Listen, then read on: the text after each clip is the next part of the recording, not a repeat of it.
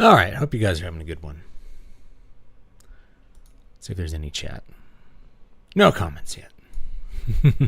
All right, so I was doing this mostly to get like a quick video in to really show people what I am doing here for anybody that is interested in where I'm going with the Zool project for 2024,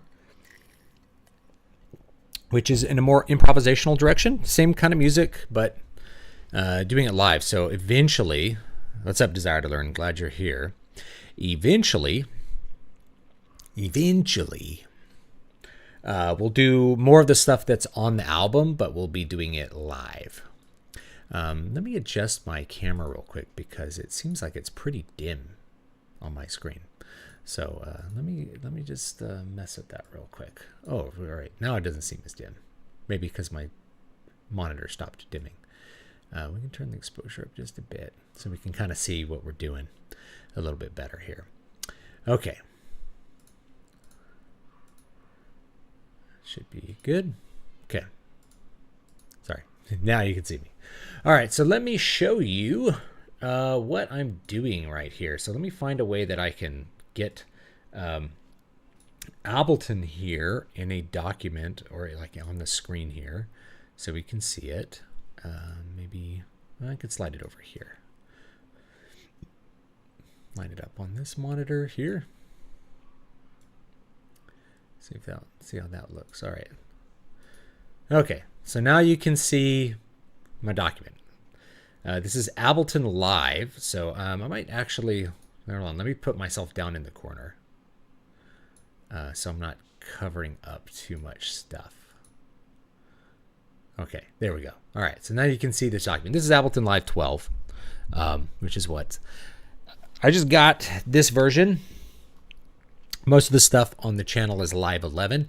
If you see this weird device over here, this is the Ableton Push. This is probably my favorite piece of gear besides my guitars. And it's a great at doing several different things, which I will show you how I use it. So one thing is that these weird colored lights. Maybe I can get a little bit slightly better camera angle for the colored lights. The colored lights they show a couple of things. Basically, you can use them to cue up a track. So I've recorded that live, and then it'll loop it, so I can play it back, right? And I can bring up another one along with it, and I can bring up another one. I didn't record that many loops for that little piece that I improvised at the beginning here, and I could turn them off here. Hold it down here and you could turn on recording.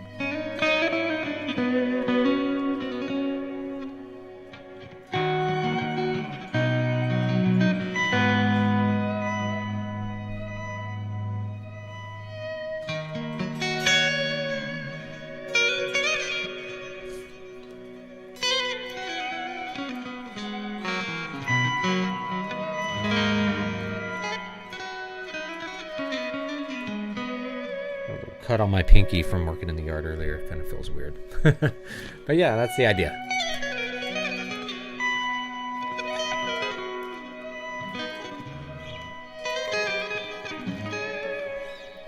Whatever kind of stuff you want to do. So then I can turn off that stuff. So that makes it really easy to operate the software. But what's going on here is that you can see these clips are all in the software as well. And so I have a bunch of different tracks here that I can use to do whatever. I even have a drum track here if I wanted to like do drums.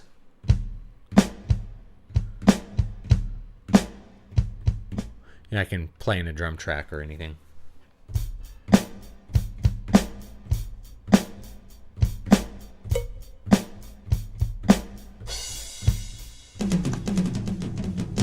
I even do some crazy stuff like this. Turn on repeat. We'll turn on 16th up. You can do like some metal.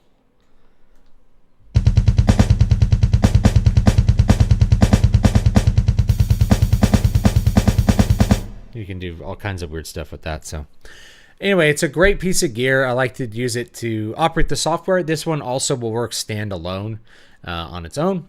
It's a cool piece of gear. Ableton does not pay me to say that, by the way. But what I wanted to do is show you kind of what maybe like a document that I would use to do all this looping looks like for anybody that wants to use that for their own music and to do their own thing with it. The software, if you don't have it, it's probably not for everyone. I really like it. It's definitely my favorite DAW to use at this point in time because I can perform live with it, but I can also press tab and here's like your more kind of standard, your standard view of, you're going to record something in. So I can like record in, a clean sound and, record it in. There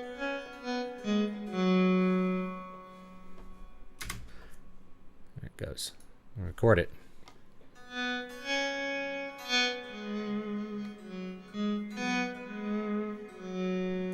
And you can even record in, I can cue in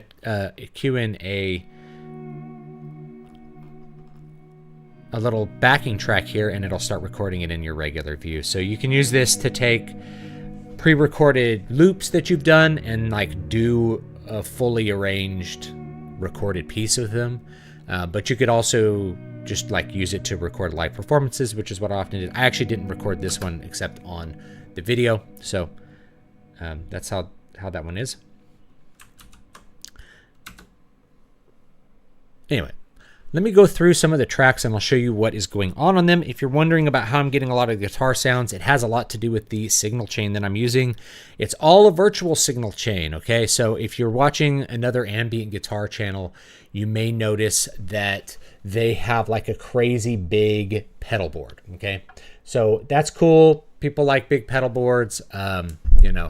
That's their thing. They like pedal boards, and I don't blame them. They look cool. My pedal board, you can't see it. It's really simple. It's a volume pedal. It's a volume pedal, and then a couple of pedals to trigger stuff in the software right now. Now I have a bigger pedal board like kind of behind me, which you probably can't see because it's dark in here, that has like a bunch more MIDI switches, but they're all things for controlling the software. I don't use like compressor pedals. I don't use, the only pedal that I use on the floor is a volume pedal. It's like this one. So if you're getting an Ernie Ball VP Junior, that's close to what I'm using. I am actually using an Ernie Ball pedal, but it's a different pot value. This one is a 250k ohm value pot, which I'm not sure if you can see. I can crank up the lights in here a little bit. Make sure we can actually see what the heck I'm showing you guys. All right. So yeah, it's a Ernie Ball VP Junior. Okay, volume pedal Junior. I have mine is bigger. It's just called the Ernie Ball pedal, and it's a stereo 25k ohm pedal. That has to do with the impedance of the pot that's in here. I actually like a 25k ohm pot, both for active and passive pickups. I use active pickups in most of my guitars, so these are active EMGs, and they have a 25k ohm pots in them for their impedance. So the 25k ohm pot in the volume pedal matches that, but even when I plug regular high gain pickups into it, the 25k ohm pot pedal I like better because of the sort of incline that it does. Like the smooth gradation of the volume is better than versus a 25k or 250k ohm pot. It feels a lot smoother. It has a smoother kind of sweep to it. You can also use an active volume pedal like the, I have one over here, the Morley little alligator. There's a Morley 2020 pedal now that's probably going to do the same thing. So-called optical pedal, and that works great as well. But it requires an external power source or, like a battery. So I end up really just preferring the 25k ohm passive pedal for all of my stuff. I've gone through a bunch of different volume pedals and different value pots. I like the 25k ohm pot pedal the best. That's what I like to use. That's my preference for.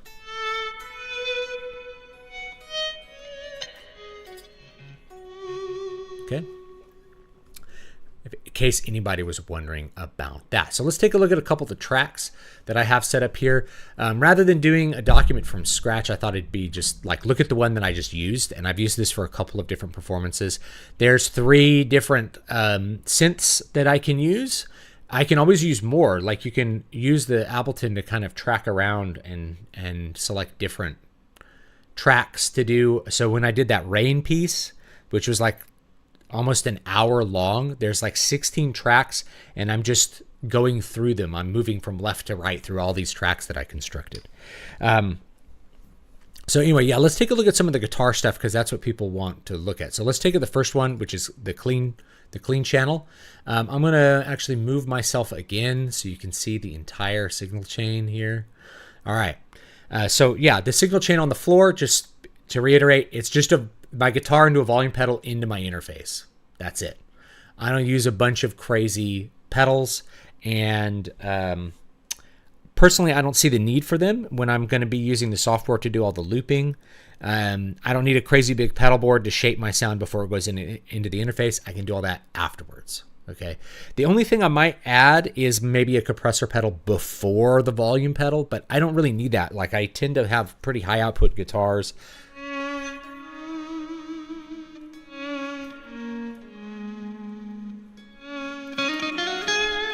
That don't need it. I can kind of crank the boosts on them and get whatever sounds I want.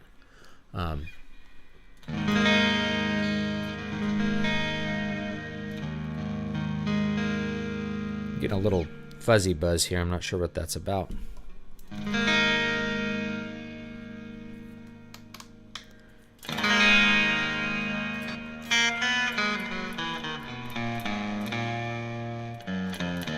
My batteries might actually be running out, which is a possibility. But anyway, this is the clean sound. I think that's what it was. I think they're dead. Wait.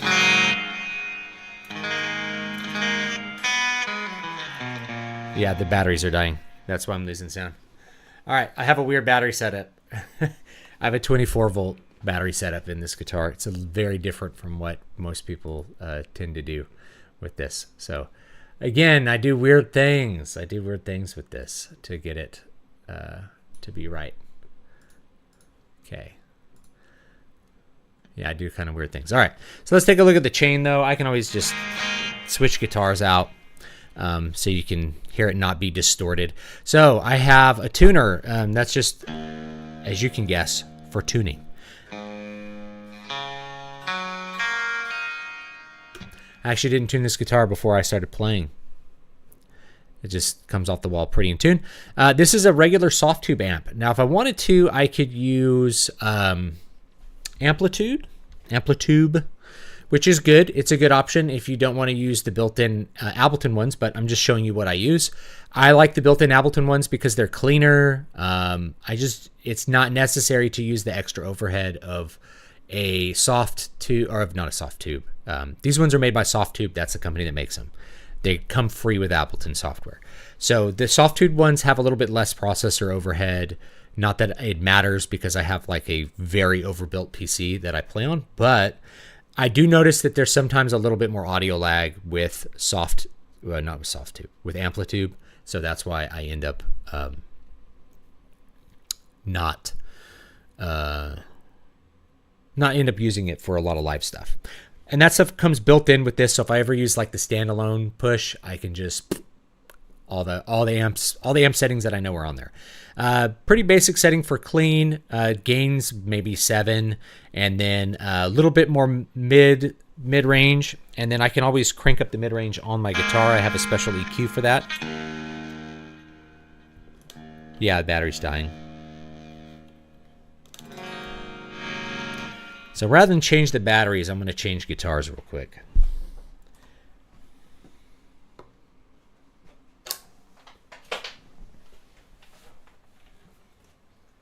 Take off the old hat.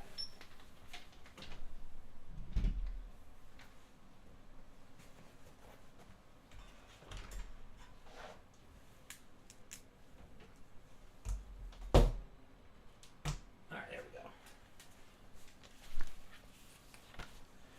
You switch to the Parker.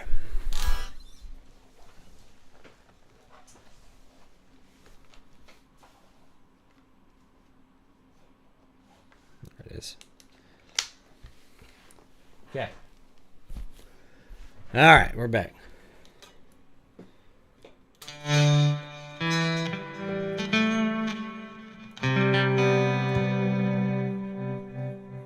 See, I still like the 25K pot, even though technically these are passive pickups.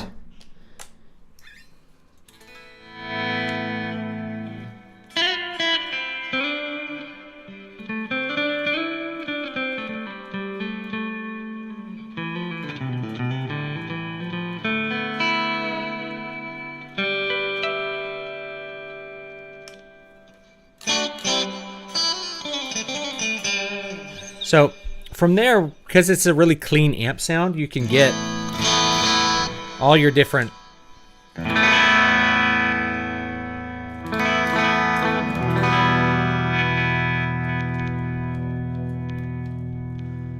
sounds that you like of the guitar.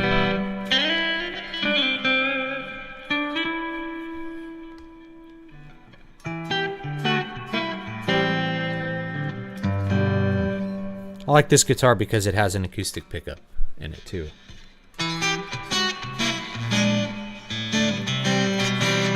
You know, you can do a lot of stuff with it.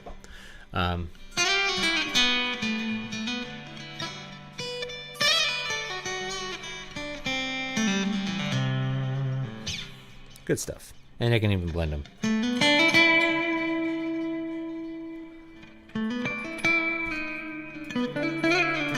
All right, so yeah, that's my basic setup for the amp, which you can see right here. You can, of course, play with it as much as you want. Of course, you want it dry wet, 100%. You don't want clean sound unless you're running an instrument that you want to have some sort of clean sound from it. Then it goes straight into a delay. This is just a really basic delay.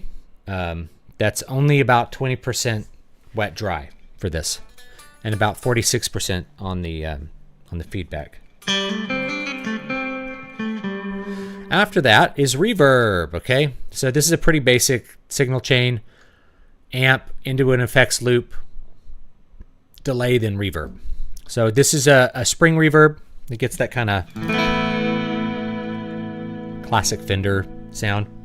I'm always trying to catch the sound of my old Fender amp, which I really wish I'd never sold because it's such a unique sound for that amp.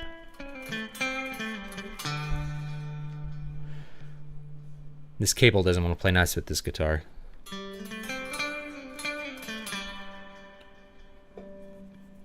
And my chair's falling down too. Technical difficulties. Where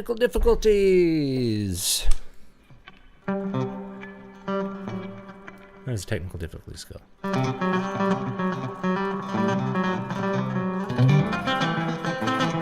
Sounds weird on a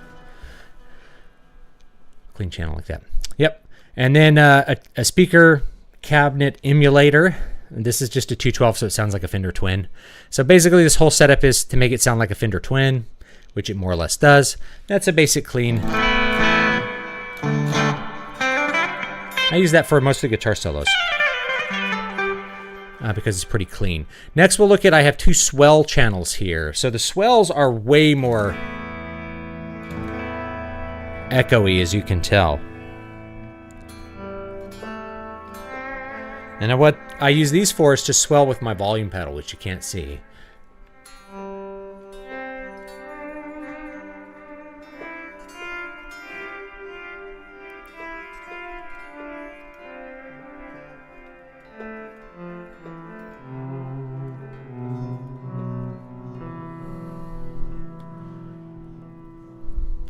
Okay. So same basic idea. I have a delay going before the amp in this case, and it's just a really slight delay, dotted eighth note delay. In this case, it's fixed to the tempo for the entire document. And so you can have it either be time or you can have it be synced with the document. So I have it synced with the document into an amp. This is the different one. This is a blues amp rather than being a clean amp. This has a slightly bit more drive. And again, I have the mid-range turned up a bit. So you can get a good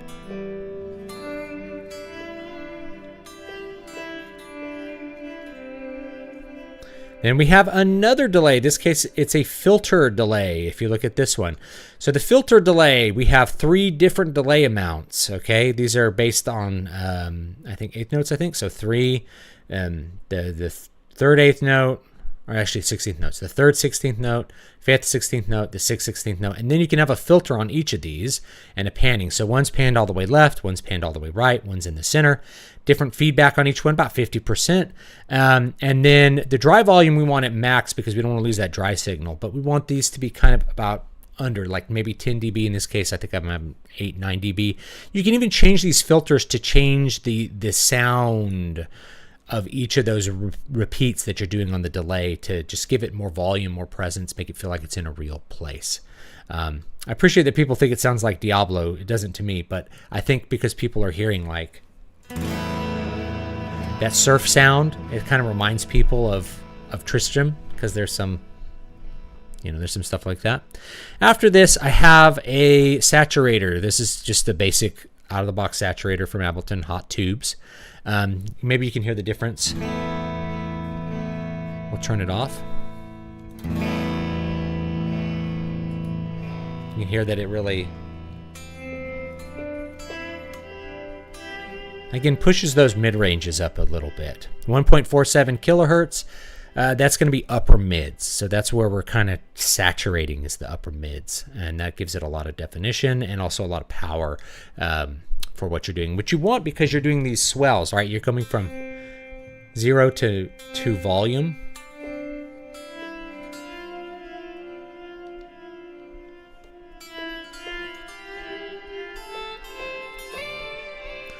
You want a little bit of extra in that range, but you can always adjust that, make it darker or brighter to your desire. Then I have that same Spring Parade reverb sound, a little bit wetter on that. You can do a lot of playing around with the stuff that's just in the software to get whatever kind of sounds you want.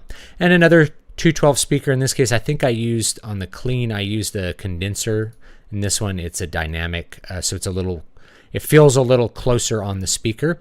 And I'll talk about all these sends in a minute. So the swells 2 is the same thing. It's just panned to the right. So the swells 1 is panned to the left. The swells 2 is panned to the right. Give the whole document a little more dimension. The last one is drone. So we'll talk about the signal channel and drone. What's really cool about Ableton is I can have as many signal chains as I have tracks. So I can do different amps, different signal chains, different delay on every single track to really separate out the voices. It's super, super versatile in that sense. It's just that single chord. The rest is distinctly you. Diablo hardly owns that chord. It's a. In case anyone's wondering what this chord is, I used it I used it a lot in Lux, which was a song I did some years ago that people really like, which has that surf chord sound. And what's cool about it, here we go. Crank up the, mix it up. It's a good part of the sound. I forget we're on a really super reverby track. What's cool about that song, it's an A minor,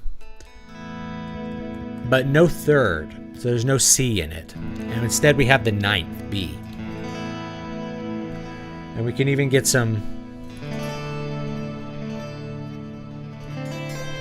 Now that one has the C, but we could put a D in instead.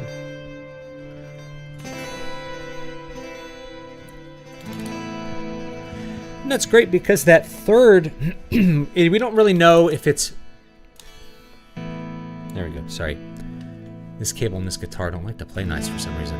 I'm going to get a different curly guitar cable or build a new one. This one's from the 70s. I resurrected it by repairing it.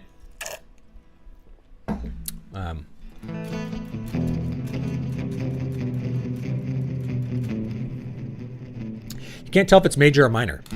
Could be major, could be minor. But usually we can kind of tell. You might get a C major 7 chord, F major 7, A9.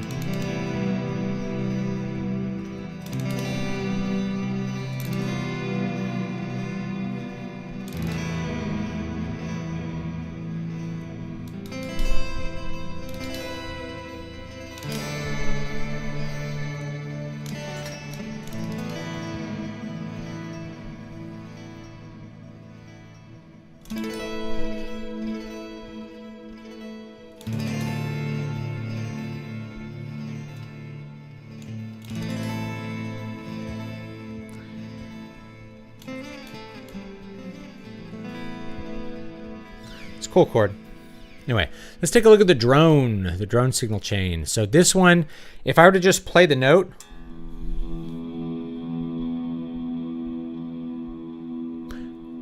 this is like tons of delay, tons of reverb on this track, okay? And the point here is what I'll do with this is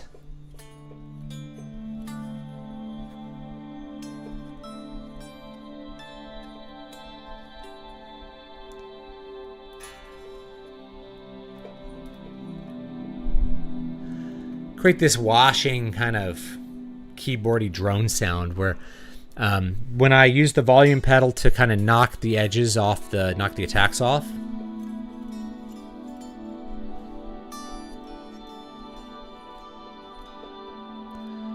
get this sort of just kind of celestial sounding spacey reverb. So this one I have a really basic delay here. Left and right are almost the same, but just a little bit different and a lot of feedback. That's how we start with this. This is pretty wet. It goes directly into a filter delay. The filter delay is set up so that each voice really has a strong filter on it. There's a lot of feedback. The dry is dialed back a little bit so that we're losing a lot of the edge of the sound, like where the attack is. We just don't want to hear the attack for the drone. And the volume's pretty high on these. Then we finally get the amp, and I'm using the blues amp again because that's going to saturate this a little bit more. You can actually use a much higher gain amp. Let me let you hear what it sounds like. We're going to put it on this is a Mesa Boogie dual rec, and it sounds like my dual rec in the other room, but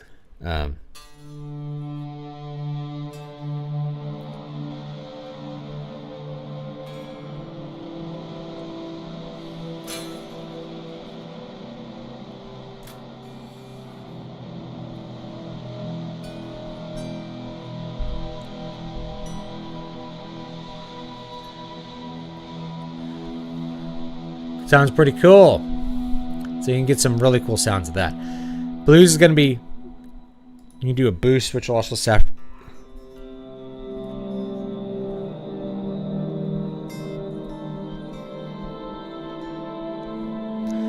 and when we record that kind of just gives us this kind of washing harmonic background. I'll play a couple chords. I'll play them all as single notes so that the harmony kind of goes in and out of itself all the time. It just creates like this complex washy harmony behind whatever you want to do. So I can just like record a little bit with that. Let me just record something. Let me do something cool with like the lead sound, and I'll show you something fun.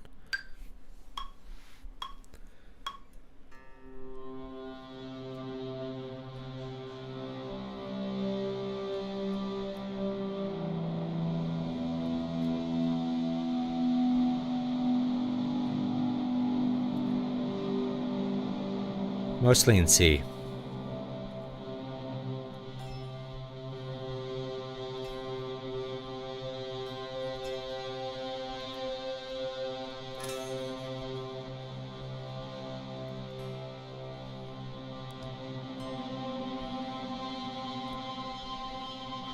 And I'll keep going there. Kind of create some harmonic background, and then we can come over here.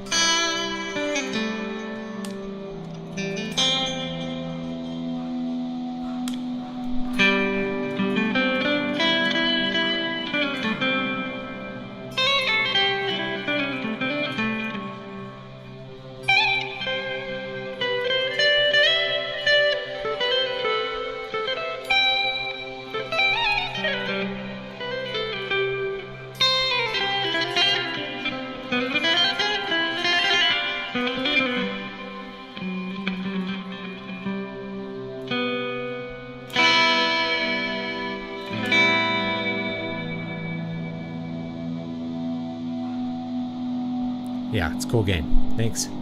It's fascinating to learn more about all this music stuff. I have no training in this, so this is pulling the veil away in a certain manner. Yeah, it's just showing how all this works. So we're adding just a lot of stuff to the sound, and we can even create like a high gain swell sound. So let's do that. Let's put the Mesa sound on for this, and we'll create some.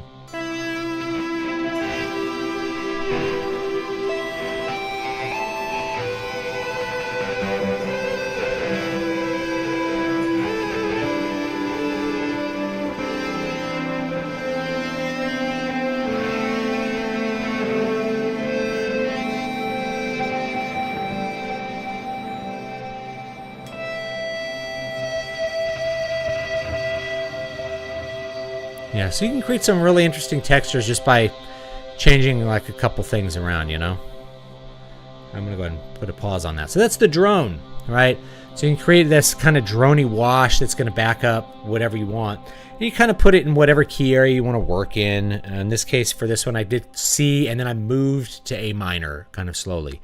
So that's a thing that I do in my longer pieces. I will move key areas. So I'll start in, say, C, and I'll go to E minor, and then I'll maybe go to A minor, or I'll go C to A minor, and then I'll go from like A minor to F major.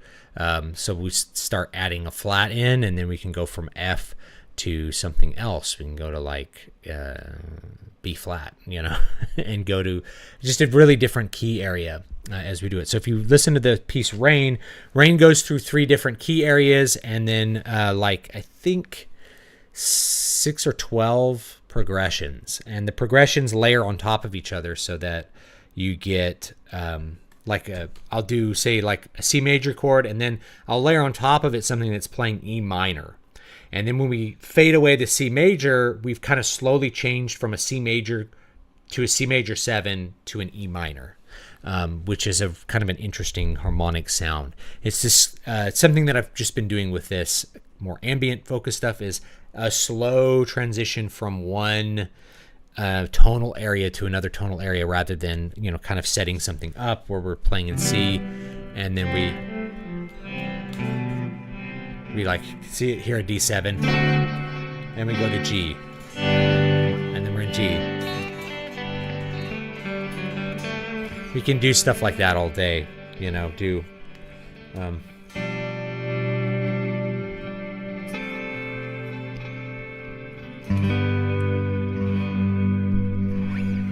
go to a G major sound from C. That's a traditional way of changing keys.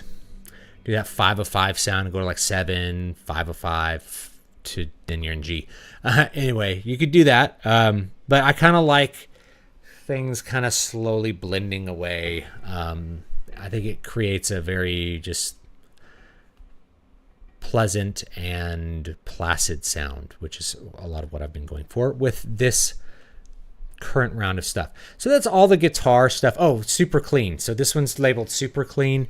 This is actually for acoustic pickups, but I can actually emulate an acoustic with my EMGs by changing the EQ so that it just kind of duplicates an acoustic. In this case, I'll just turn on my acoustic pickup and you get the sound.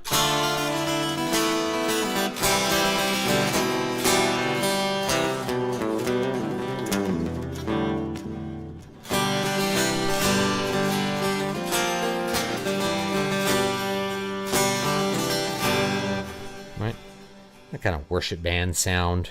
A lot of times I'll blend it a little bit with the electric pickup, get a little more kind of meat to it, get a little more bass when we blend it with the magnetic pickups. And something that I'm always trying to do here. Or we could just do kind of dial the highs off on the guitar. Anyway, let me show you what I do with this. There's no amp on this one, so this one is just straight into the interface. And because there's a piezo pickup, an acoustic guitar pickup in this bridge, it just will work. But I do a little bit of EQ. So there is a basic delay like I have on the other channels. And then for this, I just use the stock acoustic guitar EQ that came with Ableton. This is just an 8-band EQ. We're using 3 bands, and if I want to, I can actually pump the bass up a little bit because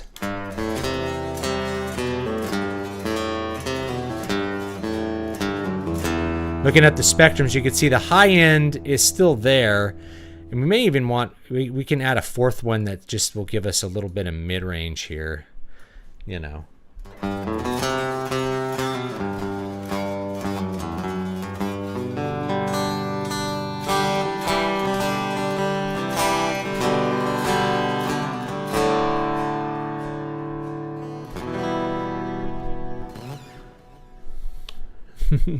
Yeah, in context, it's convincing enough. It's the same kind of pickup your guy in the worship band would be using on his guitar. He's running a piezo pickup under the saddles, and so this one's just under electric guitar saddles. So you don't really get the sound of a true acoustic guitar out of a piezo pickup. I hate to break it to you guys. It's emulating it, and then it looks like an acoustic guitar, and you think that's what an acoustic guitar sounds like, till you actually go and unplug one, and you're like, well, it sounds a lot better unplugged. Because the pickup is really just kind of emulating whatever you got going on there. But anyway, that's an EQ I use. We can give it just a little bit more mid-range if we want. You know, you can play around with that. The main thing is you kind of want to dip around 500 because that is where the like strong mid-range of an electric guitar comes in, and you want to kind of back that out a little bit. Piezos tend to be really strong in mids, so especially upper mids. So it may be worthwhile to even dial the tone off on your guitar a little bit.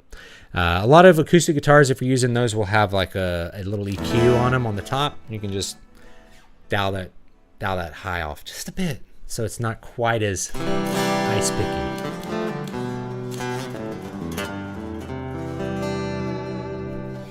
All right. So anyway, yeah, that's that. And then we have a plate reverb because I just wanted something different on this sound. I really wanted it to stand out.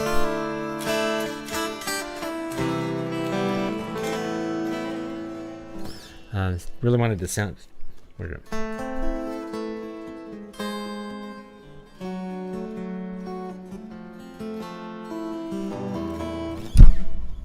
Whoops. It's convincing enough. And then again, I have another saturator here, a hot tube saturator. With that mid-range, we want a little strong mid-range with that. So anyway, that's all the guitar sounds for what I used on that piece. And I'll use variants of those. Sometimes I'll use amplitude if I want like a more complex amp sound, especially with high gain. In the context of like a bunch of tracks, like 8 guitar tracks, you just don't need that much gain. It's just not that important. You don't need like 5 different, cabinets to like get your wall of amp sound like you're doing Swedish death metal. It's just not important because there's the frequencies are so saturated with music like this. You just don't need to worry about it. But sometimes I'll just switch things out. So I'll maybe have one of the swells be like a lead guitar sound, and let me turn it on. We can even dial it down a little bit. I may just turn the volume down. There we go. So.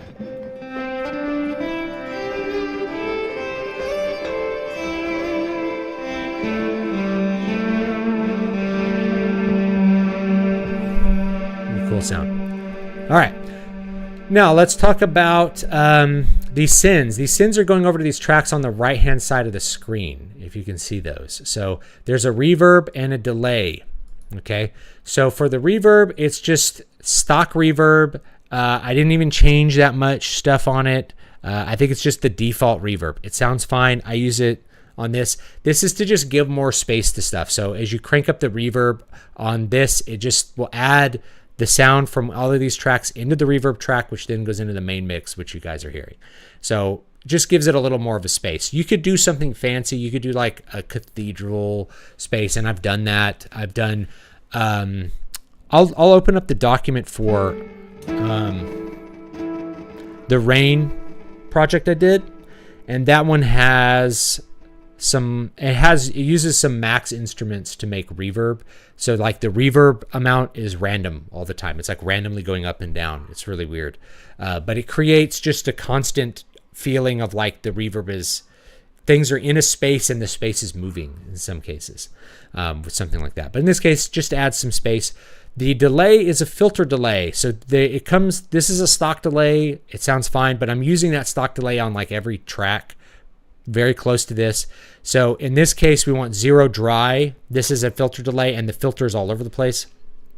This creates just anything is going to get kind of pulled apart, and to get those sort of delays that happen. If you want to get really crazy, you can feed the delay into your reverb, or you can make a third send. I'll show you how to make that. Really easy. You go to Insert Return Track, and then you can have like some other kind of sound that you want there. You know, one of the things I'll do, let me see if I have it here. Plugins.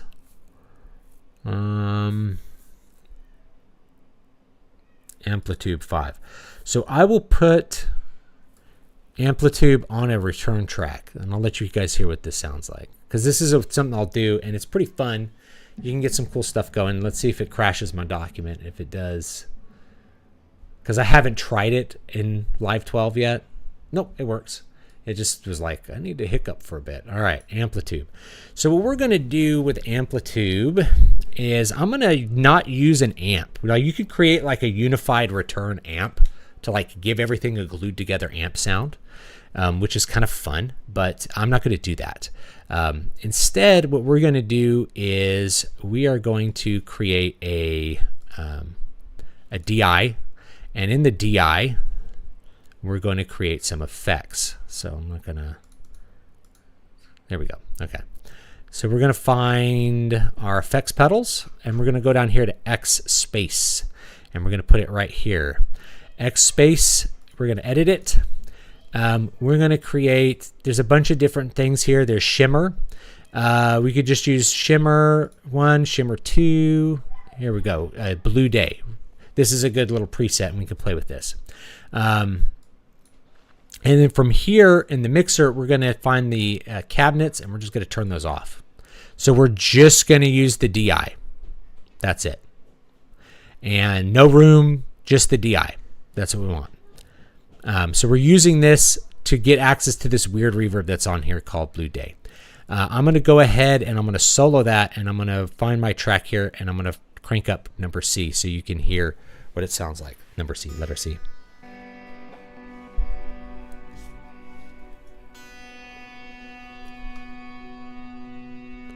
I'll crank it all the way up. So we just get this really weird.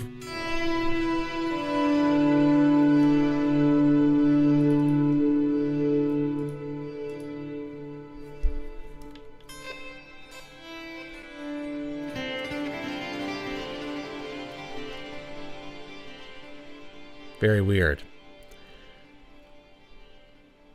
So we can blend that in too, to what we want. So if we can have like multiple reverbs, and then we can actually send that to, instead of main, we'll send it to, we'll go sends only, and we'll send it to the reverb.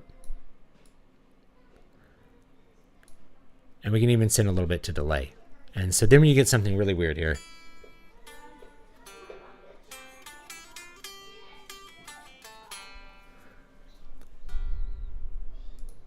We won't hear it unless we also solo this.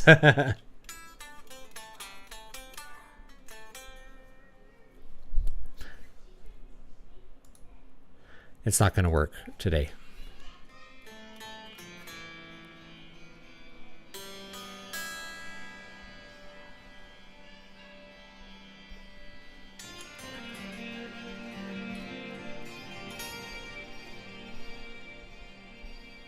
Has a cool shimmer on it.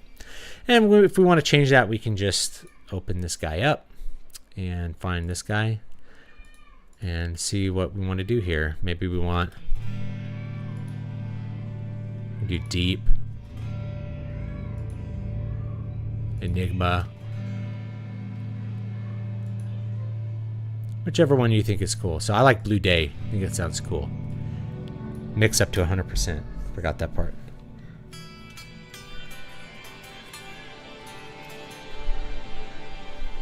All right, let's hear what that sounds like in context. We wouldn't have that cranked all the way, but it would sound like in context.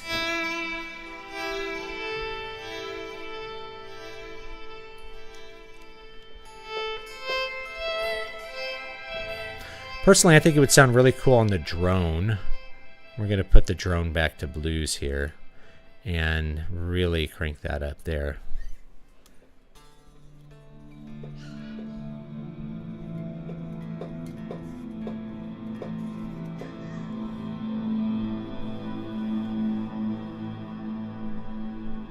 Yeah, it's cool.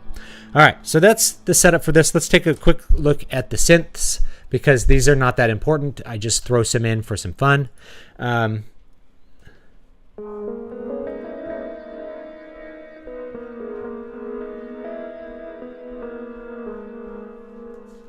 We can change the scale. Right now we're in, what are we in? A flat minor. I'm going to change it to C major. C major. All right.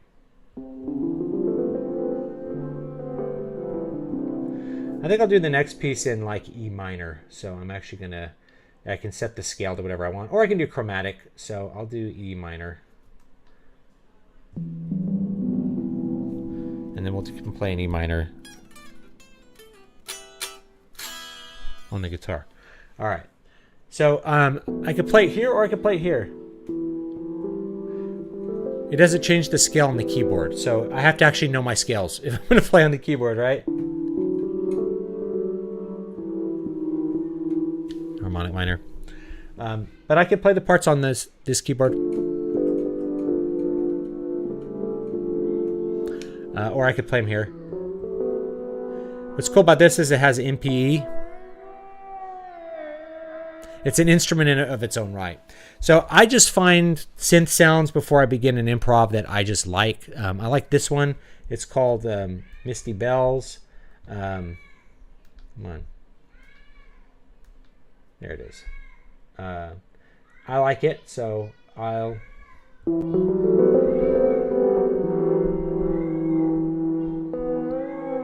use it for a lot of stuff. Reminds me of dungeon synth kind of stuff.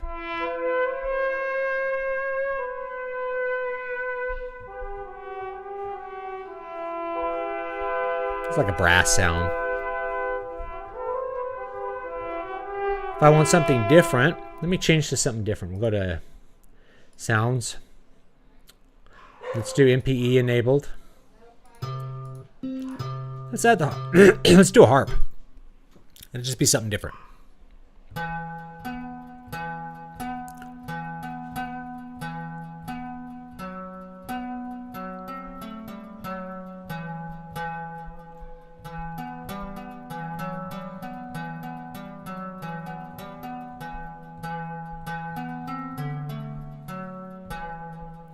And if I want to play in a part, I'm actually going to delete all the parts I recorded already with my battery dying on my main guitar. Delete all those. I'm going to record a part. So I'm going to come back over here to this one. And let's record something. I'm going to use a foot switch to record it. Let's hear our tempo.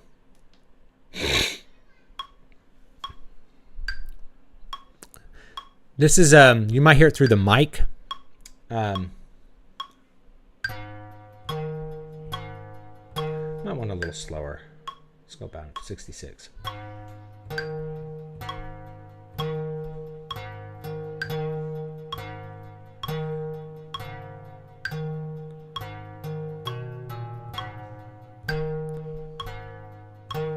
Let's record something. Here we go. 1, 3, 4.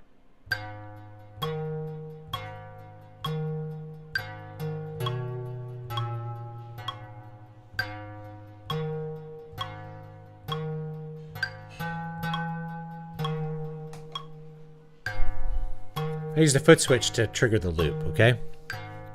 Now I have a cool sound going. I'm going to go over to my clean sound and maybe just play something kind of different.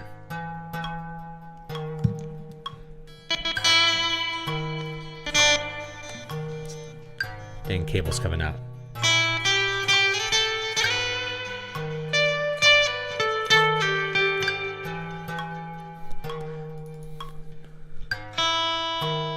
Make sure I'm in tune.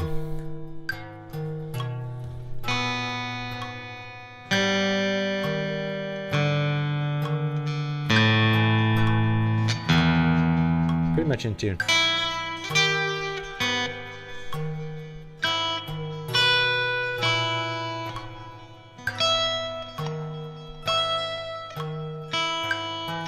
Feels out of tune.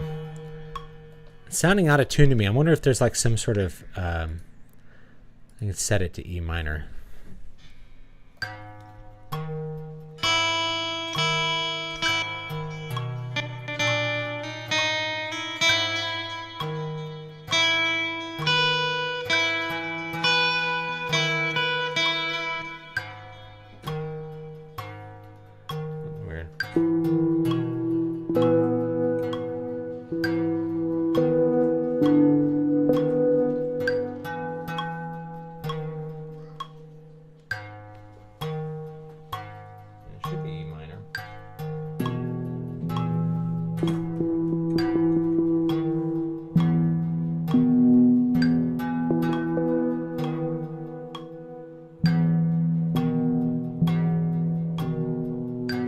take a look at the piano roll. I might have done something weird here.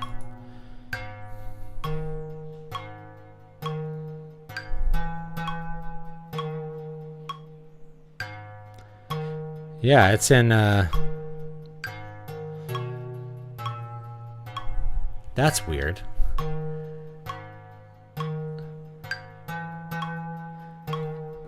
Yeah, it's in, it's a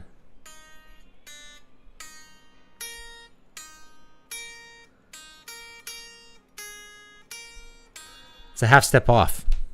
It's a half step off for some reason. That's really weird. Why is it on that? Should be on E. It's on A flat for some reason. All right. Well, we'll just record that part again.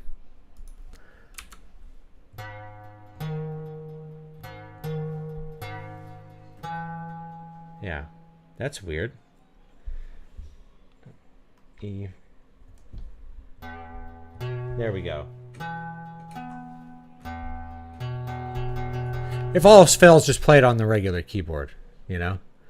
Okay, yeah, sounds cool. I might buy one of these touchpads for playing around. Hopefully it works with FL Studio. So this one does not work with FL Studio. So this only works with Ableton. If you're going to use Fruity Loops, I recommend you could use the Novation Launchpad if you like touchpads. It won't have MPE support. The other one I recommend is the Roly makes one. It's in the keyboard format. So if you play piano, it's really familiar. And that one actually has, like, you could slide on the pads and stuff. Like this one, you can do vibrato, slides. You could do all kinds of things with this one. Let's try that again. I'm going to record here. 1, 2, 3, 4.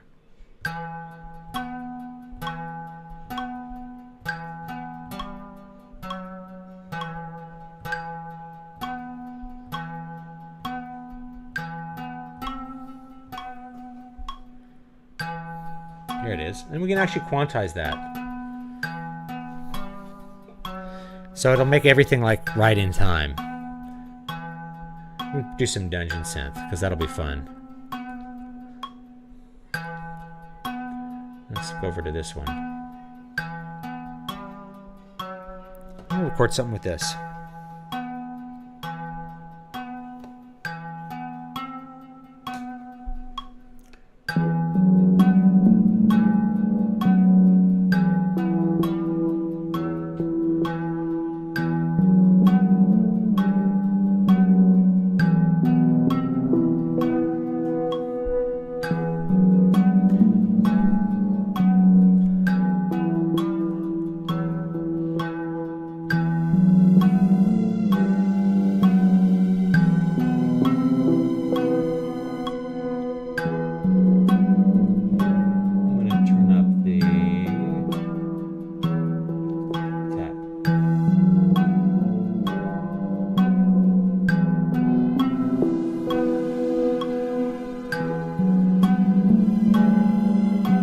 Make some cool sounds of this. Let's turn up the track volume a bit. I can also do the track volumes over here if I want to.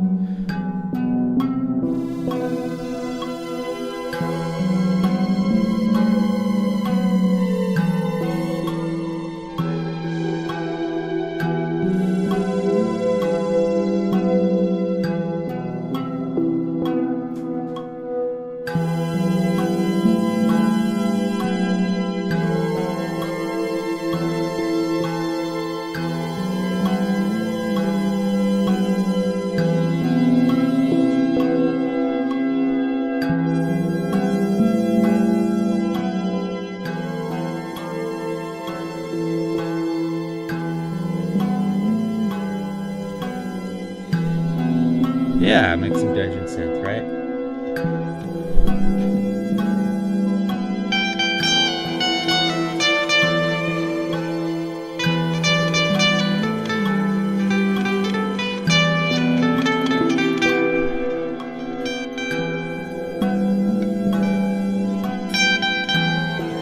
Yeah, this is out of tune now. Hold on. Out of tune. Sorry, this is a new version of the software that I haven't used before. Let me take a look at what's going on here. Yeah, once it now we're not in. It says we're in E.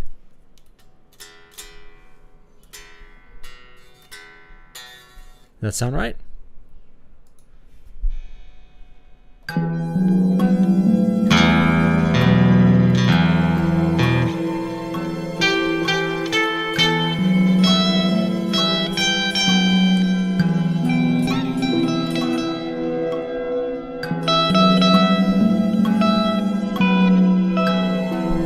It's feeling really out of tune for some reason.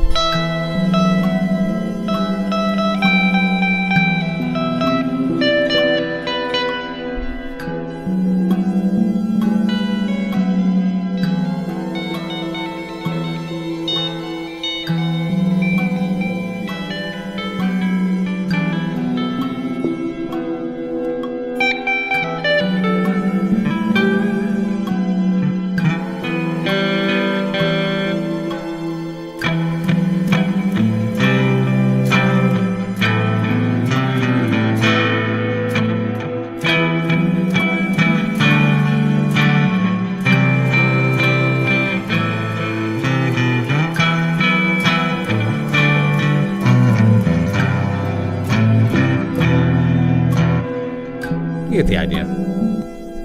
You get the idea. My tuner says I'm right in tune.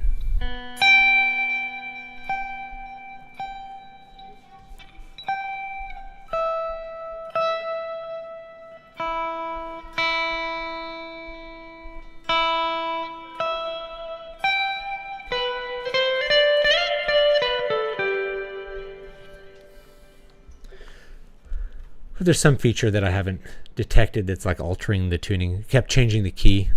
It's kind of funny. Yeah. Yeah. So we can make some dungeon synth.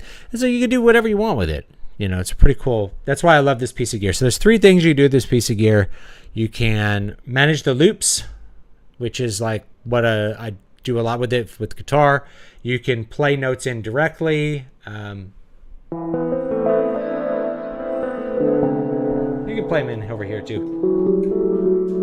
But you get this kind of, you can do some slides.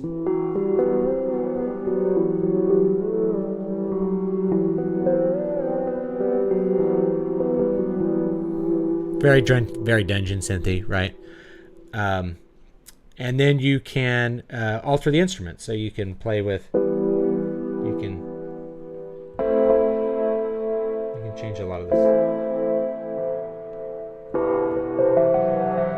Change the sound here. Change our filter here.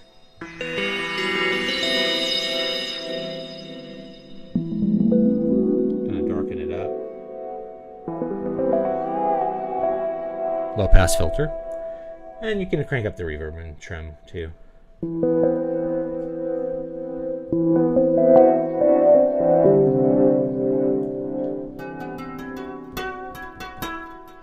Vibrato, turn it down a bit. Maybe turn it off.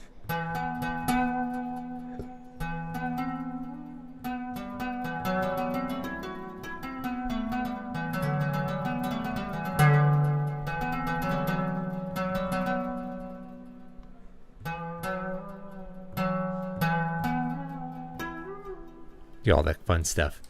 Very fun, very fun, very fun. So I can do all that stuff. And so anyway, yep, makes it really convenient and easy to do all those things. And the last thing you can do with it is you can do drum machine stuff. So if we wanted to do like we could add a little drums or something in here.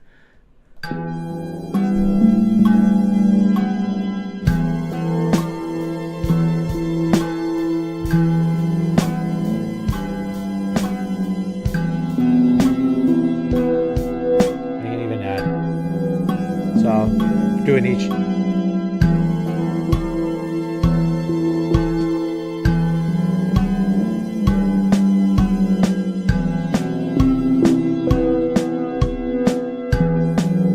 Want it to be fast.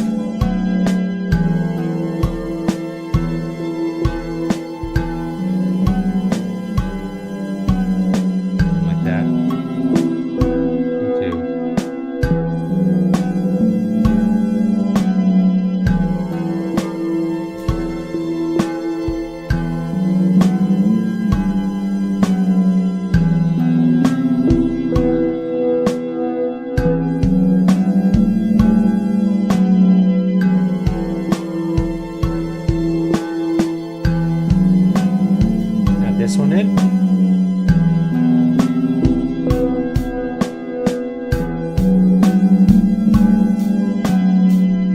it's really standard backbeat. Standard backbeat.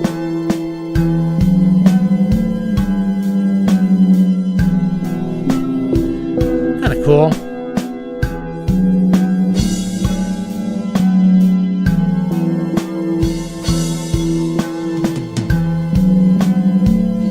Got a couple of cymbal hits in randomly here.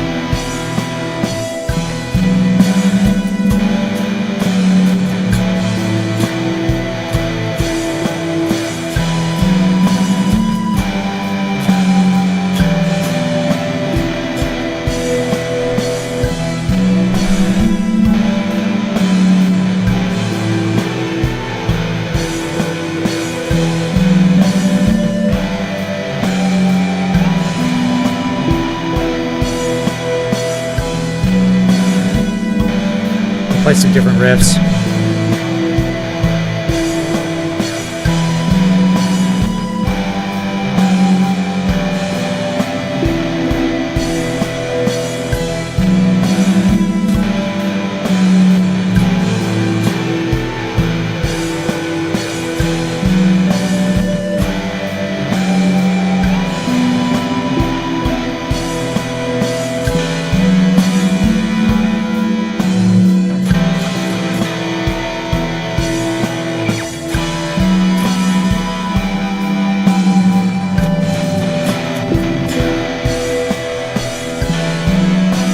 Yeah, you can mess around with this stuff, right?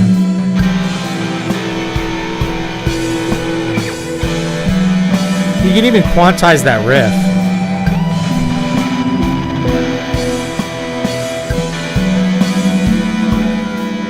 Anyway, yeah.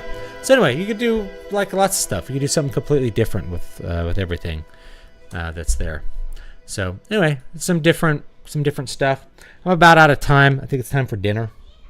So I'm gonna play something really short, I think, to play it out, and then I'll see you next time. Just a little look into kind of what I use to do this.